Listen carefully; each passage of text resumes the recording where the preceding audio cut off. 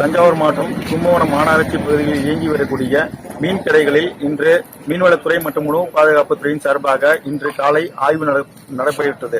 இந்த ஆய்வின் பொழுது சுமார் 150 கிலோ மதிப்பிலான மனித உணவுக்கு உகந்தது அற்ற பாதுகாப்பற்ற கெட்டுப்போன மீன்கள் பறிமுதல் செய்யப்பட்டு பினாயில் ஊற்றி அளிக்கப்பட்டது.